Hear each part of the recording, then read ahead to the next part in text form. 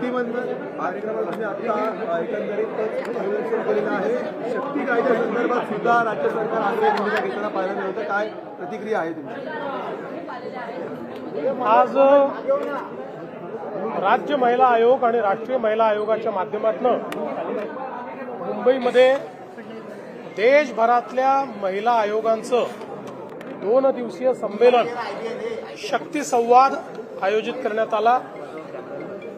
राष्ट्रीय महिला आयोगाच्या अध्यक्षा विजयाताई रहाटकर आणि राज्य महिला आयोगाच्या अध्यक्षा रुपालीताई चाकणकर यांनी हा अतिशय महत्वाचा कार्यक्रम महाराष्ट्रामध्ये आयोजित केला, ज्यामध्ये महिलांशी संबंधित विविध कायदे, महिलांशी संबंधित वेगवेगळ्या प्रकारच्या योजना, लैंगिक समानता, महिलांवर होणारे अत्याचार, अशा सर्व गोष्टींवर समग्र चर्चा करून एक त्याच्यावर कार्ययोजना तयार करण्याचा प्रयत्न महिला आयोगातल्या विविध सदस्यांच्या अध्यक्षांच्या माध्यमातून या ठिकाणी केला जाणार आहे आणि त्यात सहभागी होण्याकरता या ठिकाणी मी आलो. आणि महाराष्ट्र शासनाच्या वतीनंही या संदर्भात काय काय उपाययोजना आपण केलेल्या आहेत किंवा आपल्या योजना काय आहेत, या मी आणि आपल्या महिला बाल कल्याण मंत्री अदितीताई तटकरे आम्ही त्या ठिकाणी सर्वांसमोर मांडलेल्या आहेत. आणि असं आश्वस्तही केलं आहे की हा जो काही संवाद आहे, या संवादातून देशभरातल्या महिला आयोगाच्या माध्यमातून जी कार्ययोजना तयार होईल ती कार्ययोजना आम्ही महाराष्ट्रामध्ये त्या ठिकाणी पूर्ण करण्याचा प्रयत्न करू. सर, काल तुम्ही एक नवीन वॉर रूम तयार केलेली आहे, नेमकी त्याची रचना कशा प्रकारे असेल, कशासाठी ती कार्यरत करेल? मुळातच आपल्याला आता ज्यावेळी जागतिक जी काही जिओ पॉलिटिकल परिस्थिती आहे त्या परिस्थितीमुळे आपल्यासमोर काही देश हे त्या ठिकाणी ट्रेड चॅलेंजेस उभे करतायत, अशा परिस्थितीमध्ये या चॅलेंजेसला अपॉर्च्युनिटीमध्ये, संधीमध्ये कसं परिवर्तित करायचं याचा प्रयत्न देशाचे प्रधानमंत्री माननीय मोदीजींनी सुरू केला आहे. आणि महाराष्ट्रातही आपण हे ठरवलं आहे की अशा प्रकारे जे ट्रेड बॅरियर्स तयार झालेले आहेत त्यातनं मार्ग काढण्याकरता अल्टरनेट मार्केट्स कसे तयार करता येतील, ते मार्केट्स डेव्हलप करण्याकरता ईज ऑफ डुईंग बिझनेस कसा करता येईल, वेगवेगळ्या प्रकारचे 100 रिफॉर्म्स की ज्यातनं मोठ्या प्रमाणात आपल्या उद्योगांना सुलभता येईल, अशा प्रकारचा एक प्रयत्न आम्ही करणार आहोत.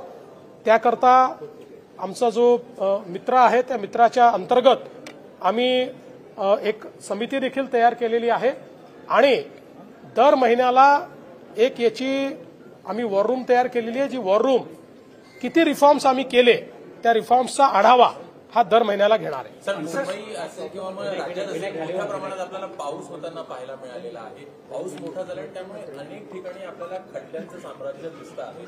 एकूणच राज्याच्या दृष्टीनं असं किंवा मुंबई आणि एकूण उपनगराच्या काय योजना आहे? राज ठाकरेंनी देखील काल तुमची भेट घेतलेली होती. एक महत्वाचा मुद्दा त्यांनी ट्रॅफिकचा मांडला आणि आराखडा सुद्धा तुम्हाला दिलेला आहे. काय नक्की चर्चा? निश्चितपणे पहिल्यांदा तर ज्यावेळेस अशा प्रकारचा प्रचंड पाऊस होतो आणि विशेषतः तो कमी कालावधीत जास्त इंटेन्सिटीने पाऊस होतो त्यावेळी इन्फ्रास्ट्रक्चरवर त्याचा परिणाम होत असतो.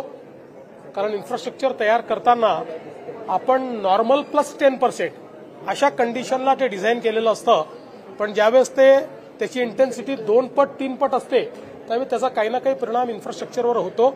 तसा तो परिणाम झालेला आहे. उघाड पडल्याबरोबर अशा प्रकारचे जे काही त्या ठिकाणी आपल्याला सुधारण्याचे इंटरव्हेन्शन्स करायचे आहेत ते आम्ही करणार आहोत. त्याची तयारी आम्ही केलेली आहे आणि निश्चितपणे काल काही सूचना श्रीमान राज ठाकरे यांनी मला ट्रॅफिकच्या संदर्भात त्या ठिकाणी केलेल्या आहेत. चांगल्या सूचना आहेत, जरूर त्या सूचनांचा विचार आम्ही करू. पदासाठी शरद पवार आणि उद्धव ठाकरेंना फोन केल्याची माहिती समोर येते. काय चर्चा झाली शरद पवार उद्धव ठाकरेंसोबत? त्यांनी काय नक्की प्रतिसाद दिला?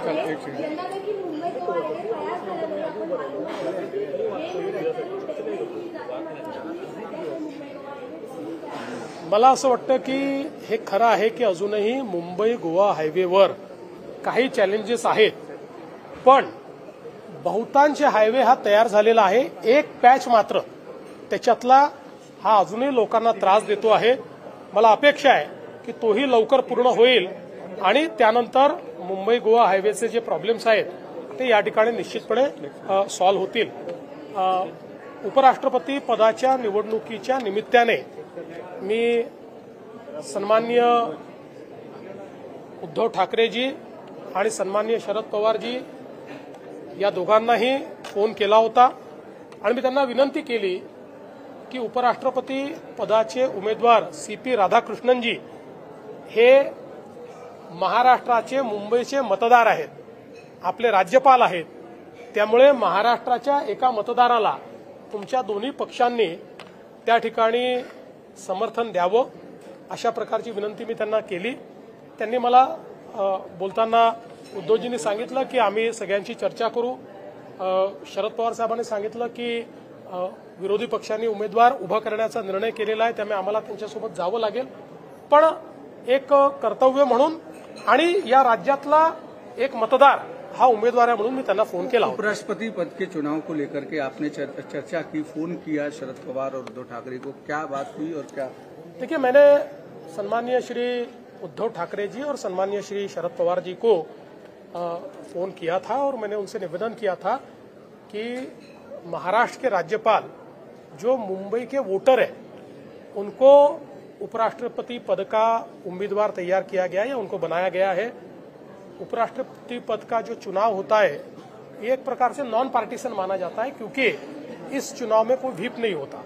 इसलिए मैंने उनसे निवेदन किया कि चूंकि आप महाराष्ट्र की अस्मिता को मानने वाले लोग हैं तो आपने भी महाराष्ट्र का एक वोटर ये देश का उपराष्ट्रपति बन रहा है, इसलिए आप उन्हें समर्थन दीजिए.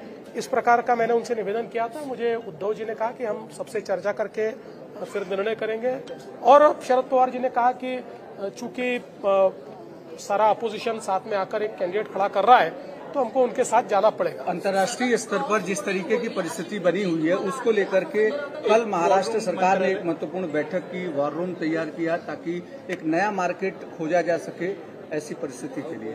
देखिए, देश के प्रधानमंत्री नरेंद्र मोदी जी ने जो ट्रेड बैरियर्स तैयार हुए हैं उसको एक अवसर के रूप में लीजिए, इस प्रकार का संदेश दिया है और इस अवसर का इस्तेमाल करते हुए नए ट्रेड मार्केट्स तैयार कीजिए, नए ट्रेड रूट्स तैयार कीजिए और इनको तैयार करते समय जो हमारे बिजनेसेस को कठिनाइयां आती है उन कठिनाइयों को दूर करने के लिए आप ईज ऑफ डूइंग बिजनेस के रिफॉर्म्स कीजिए, ऐसा एक संदेश दिया.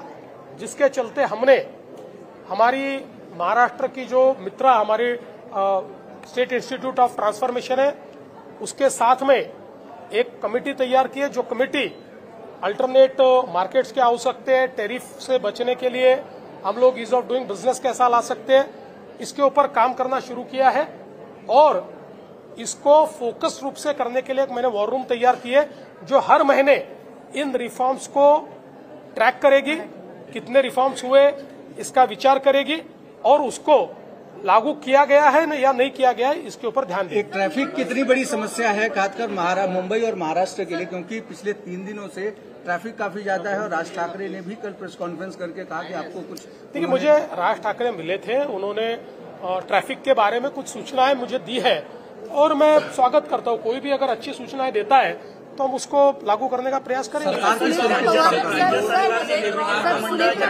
केली होती त्यामध्ये संचालक नेमले गेलेले आहेत. विरोधकांकडून आता टीका अशी होती की आगामी निवडणुकीच्या अनुषंगाने ही सगळी महामंडळं जी आहेत ती ऍक्टिव्ह केली जात आहेत. असं आहे की पहिल्यांदा तर विरोधकांनी एकच महामंडळ पिन पॉइंट केलं की हेच महामंडळ गठीत झालं.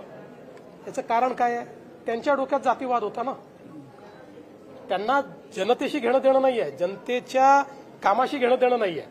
पण आता त्यांच्या लक्षात आलं की सगळीच महामंडळं ऍक्टिव्ह होत आहेत. शेवटी ही सगळी महामंडळं तयार करत असताना त्याची कंपनी उपकंपनी ही सगळी प्रोसेस करावी लागते. ती प्रोसेस आम्ही पूर्ण केली. ती प्रोसेस पूर्ण केल्यावरच त्याच्यावर डायरेक्टर्स करता येतात. त्यामुळे त्याच्यावर डायरेक्टर्स नेमले. तर यांच्या पोटात काय दुखतं आहे? आम्ही समाजातल्या सामान्य माणसाला मदत करण्याकरता महामंडळं तयार करून त्याची जर पुनर्रचना करत असू तर त्याचं स्वागत केलं पाहिजे. त्याकरता यांच्या पोटदुखी का होते? कारण समाजातल्या कुठल्याही घटकाकरता यांनी कधीच काही केलं नाही.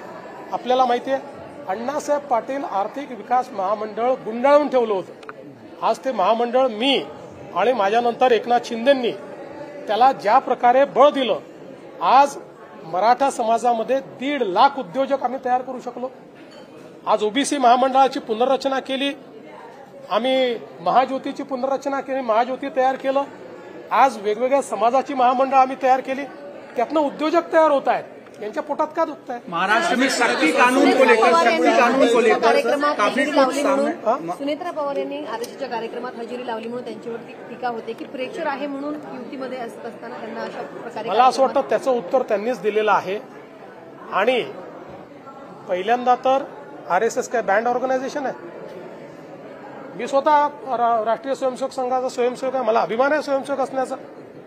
आणि मला राष्ट्रीय स्वयंसेवक संघाने नेहमी राष्ट्रवाद शिकवला आहे.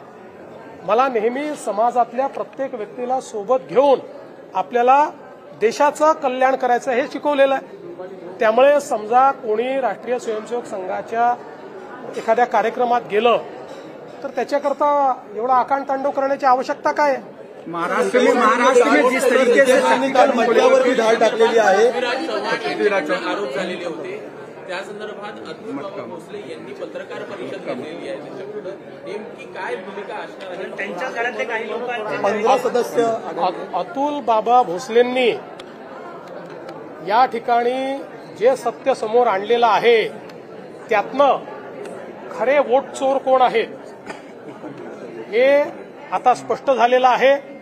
आता वोट चोरीचा सगळा कॉन्ट्रॅक्ट राहुल गांधींनीच घेतलेला आहे आणि त्यांचेच लोक या ठिकाणी वोट चोरी करतायत हे लक्षात आलेलं आहे.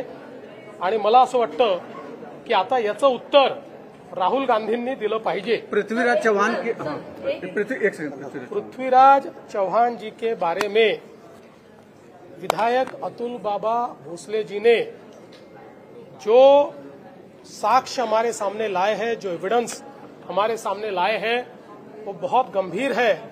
और इससे ये ध्यान में आता है कि वोट चोरी का ठेका तो राहुल गांधी ने ही लिया हुआ है. असली वोट चोर कौन है ये इसमें से बाहर आया है और अब इसका जवाब राहुल गांधी ने देना चाहिए. थँक्यू.